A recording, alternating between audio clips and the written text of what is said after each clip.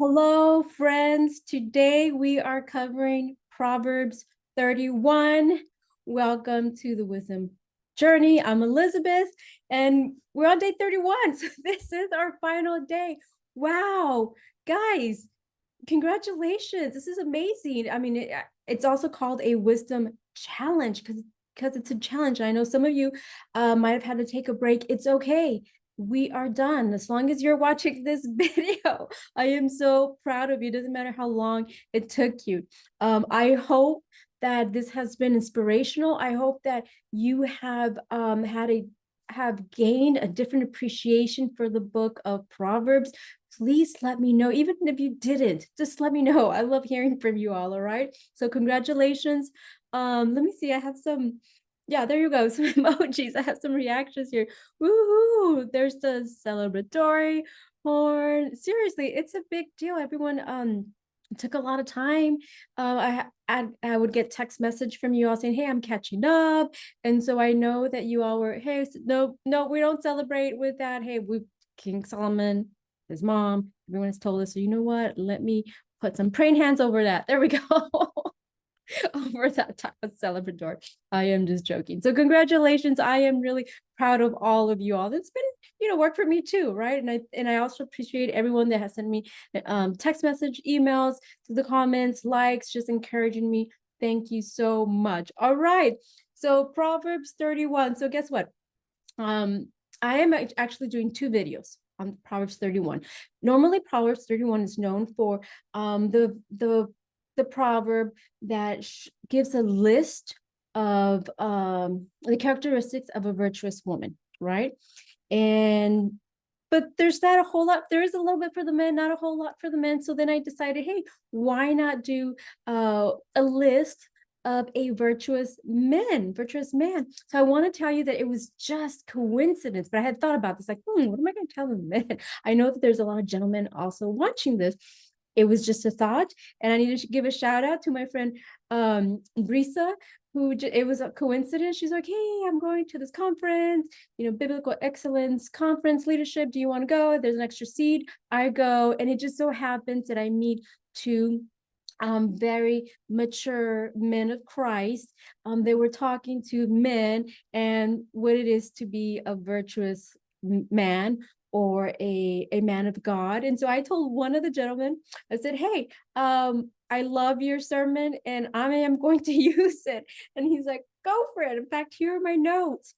And then there's another pastor as well. They gave me some notes. I just want to share with you that the video for the men, it's not me making up stuff thinking this is how I want the perfect man to be. This is actually from other Christian men, right? So you need to watch both videos. Why? Because on both videos you will learn what what it is that we should be aspiring to be as Christian men, as Christian women, right? And also so we can help those around us, our nieces, our kids, our children. How they should be growing up? What are the attributes and characteristics that they should be exhibiting? And then also, if you are single and for whatever reason, whether it's after a divorce or whatever it is, you can identify good men and women. You can identify those traits of a virtuous woman or of a godly man. Also, so you can help other people identify. So please make sure you watch both videos. All right. So with that, let's get started. Proverbs 31. Another mystery about the author. The author is King Lemuel, and we don't really know if there is really such a king. Supposedly it's King Solomon, right? We believe in maybe King Solomon because he credits his mother for giving him this wisdom. And at the beginning of Proverbs, we saw King Solomon say, "Hey, my mother would tell me this, my father would tell me this." We know that his mother became later, after she got married, like she should have been, but she got married with King David and she had a change of heart and she gave him a lot of wisdom. And so it is said, that it's King Solomon kind of messing with us, and it's him, right? So again, whether we take it that way or not, it's in here and it's words of wisdom. The beginning of Proverbs 31 from 1 to 9 gives warning to the men, right? So I'm going to leave this for the other video, and we're going to start off with 10 through 31. And the rest from 10 to 31 is actually a poem. And again, this is one of those things that we can appreciate the depth and the creativity of this poem, but in the Hebrew, it's a beautiful, let's see, beautiful, creative, organized poem with the alphabets. It's just very interesting. I really can't get into it because I don't really understand. It's just we just try to appreciate it as much as we can. So here's a couple of things about Proverbs 31, the Proverbs 31 woman. If you've heard about this, and I have heard, and then maybe I've felt this a little bit, that this woman is perfect. In fact, it's like I've seen people like roll her, oh, the Proverbs 31 woman. Oh my gosh, she does this for her husband, and now she's so perfect. Please don't expect me to be that woman. You know, I've heard people like that. So here's a couple of things. One, we're never going to be perfect, right? It doesn't matter what age. God is still dealing with you. So it's not about being a perfect woman. It is about every day surrendering to God, allowing us to feel his love and letting us transform us. So I don't want you to feel condemned, to feel like I'm pushing you, this, this idealistic woman, and if you're not her, feel bad about it. It's not about that at all. So this is about a journey, a process. Wherever you're at, if you're far, far, far away from her, it's okay. If you're right there, like, hey, I'm pretty much Proverbs. Like, for example, I say like, hey, my mom is pretty much Proverbs 31 woman. And just recently she told me like, you know that I didn't know that your dad, blah, blah, blah. And so it's like they've been married for 50 years, and at her age, they're still discovering and still growing and still processing. And so it's just really interesting, right? So like we never stop growing, right? So again, this is not to condemn you if you don't feel that this woman is you or could be you. I will tell you, it can be you, okay? One, because of me, because of things that God has done in my life, I have changed, and because I've seen change in other people's lives. So I am a firm believer that if you just surrender, you can become a totally different person. All right. What else do I have in my notes? So it's not about perfection. Okay, so here it's what it is. It's about being a good steward of what God has given you, wherever you're at. Some of us, God has given us a lot, and we have to be a good steward. Some of us, we don't have much, but it doesn't matter. It's what's in our hearts and what we make of it, right? So surrendering to God what we have now. And the more we surrender to God and we allow him to fill us with his love, we kind of don't care about anything else. What people think, by being the perfect woman, it just comes out naturally because he fills our heart. And when he fills our heart, there's not all this junk here and here. So then we can have the room to change. All right. So I think that's it. I'm trying to talk a little fast because I want to make sure that I get everything. Okay. So another thing. So like I said, I've heard women talk very negative about this Proverbs 31 woman, right? Like, oh my gosh, she's perfect. Here's the thing. The Proverb 31 woman has a lot of opportunities, responsibilities. And so it should be something that we should be proud that we actually can be this woman. There was a time in history where women were not valued and actually hated. And so some of the big lies for women throughout humanity is that we are evil. And if you look at ancient books, there's these famous I guess philosophers, they actually said, women are terrible, they're evil, because they blame us for what Eve did. So because Eve did this, all women must be evil. So there was a sense that women were evil, that they were only good for having babies, and they could actually be treated as property. That was it. So when this chapter appears, it's like this woman is given so much value, so much responsibility, that it was actually very rare. And then that's one of the beautiful things about Jesus Christ, that he loved women. He allowed women in his circle. He propped women up. He would heal women, talk to women of all sorts of status.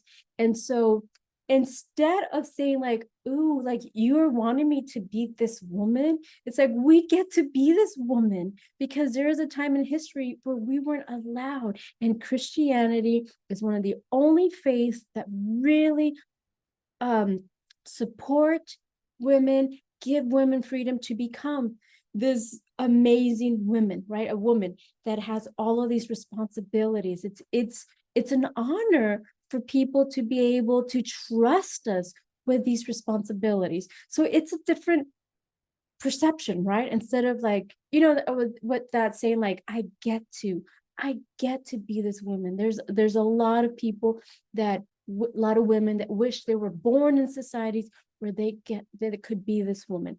Different change of perspective.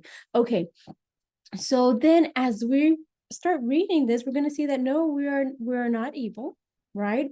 That we bring so much value other than having children, and that we're not property, we are sovereign, right? Okay, so I think with that we can, just making sure, we can start reading. So I'm just going to read, and then I'm going to talk to you a little bit about the characteristics. So who can find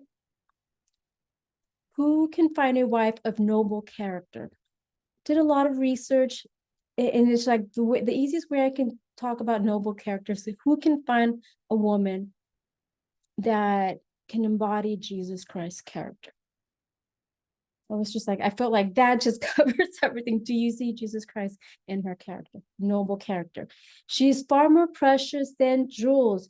She's going to be rare, right? So for the men, right, it's like she's got to be different. She can't be the same, because this is a woman that is very special. So she's far more precious than jewels.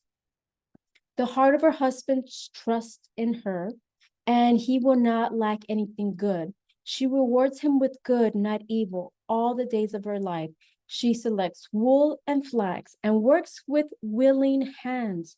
She is like the merchant ships, bringing her food from far away. She rises while it is still night and provides food for her household and portions for her female servants. She evaluates a field and buys it. She plants a vineyard with her earnings. She draws on her strength and reveals that her arms are strong. She sees that her profits are good and her lamp never goes out at night. She extends her hands to the spinning staff, and her hands hold the spindle. Her hands reach out to the poor, and she extends her hands to the needy. She is not afraid of her household when it snows, for all in her household are doubly clothed. She makes her own bed coverings. Her clothing is fine linen and purple. Her husband is known at the city gates, where he sits among the elders of the land. She makes and sells linen garments. She delivers belts to the merchants. Strength and honor are her clothing, and she can laugh at the time to come. Her mouth speaks wisdom, and loving instruction is on her tongue. She watches over the activities of her household and is never idle. Her children rise up and call her blessed, and her husband also praises her. Many women have done noble deeds, but you surpass them all. Charm is deceptive and beauty is fleeting, but a woman who fears the Lord will be praised. Give her the reward of her labor, and let her works praise her at the city gates. So that's beautiful. I know we're not all there, right? So someone's like, okay, I'm not going to be waking up. I'm not going to be doing this. I'm not going to be doing that, right? But here's the main thing, the key. She fears the Lord, right? That is the most important thing, that you remember what we talked about with fearing the Lord. It's not, ooh, the boogeyman. It's, oh, goodness, God, you love me. You rescued me. You showered me with all of these gifts every day. They're new. Therefore, when you receive that love, you want to honor him. And when he fills that void, then you're not out there trying to destroy other people, trying to get credit here, be insecure, have all this anxious energy because there's no junk here, there's no junk here. Then you can start thinking of others. You can love others. You can foresee and have insight because your cup is full. So that's the most important thing.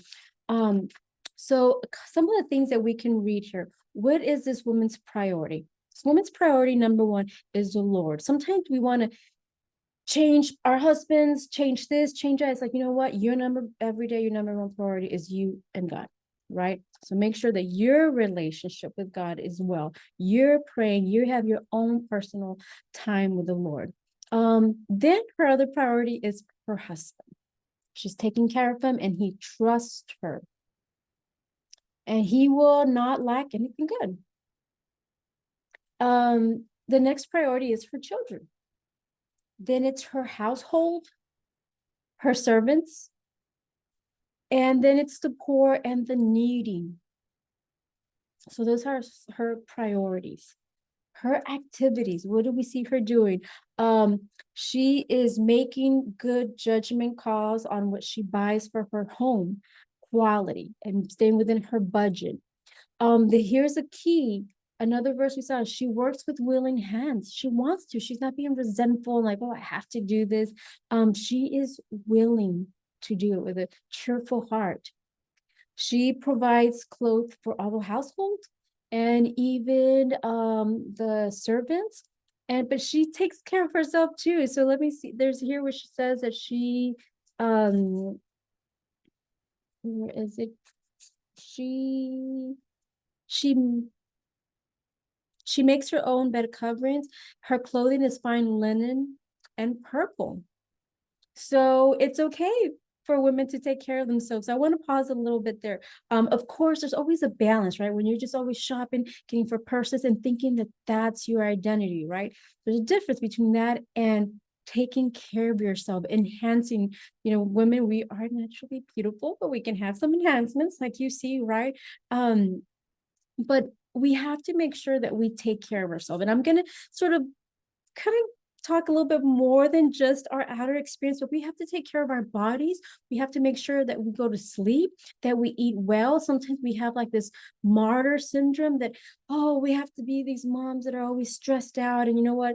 Let me work until I'm so tired. And it's all about a balance. But in order for us to be in a place of abundance, to give to our husbands, to give to our kids, to give to the needy and the poor, it has to come out of a place of rest and abundance. So women, take care of yourselves. I have some very close ladies in my life that are struggling a little bit with their health, but it has to do with they have overextended because they haven't put boundaries. Say, hey, that's not my responsibility, or you know what, mom needs to take a break, so please take care of yourself. So I'm not talking about being lazy, I'm talking about taking care of yourself. Okay. So what else does she do? So she wakes up and takes care of the food, make sure that she's anticipating, invest her money wisely. Sometimes women, if you're married, you're like, well, my husband's making all the money, so I can be a little, kind of foolish with my money, whatever money it is. It's okay if you spend it on, purse or whatever. It's just do make wise choices. And let's see, what else do I have here?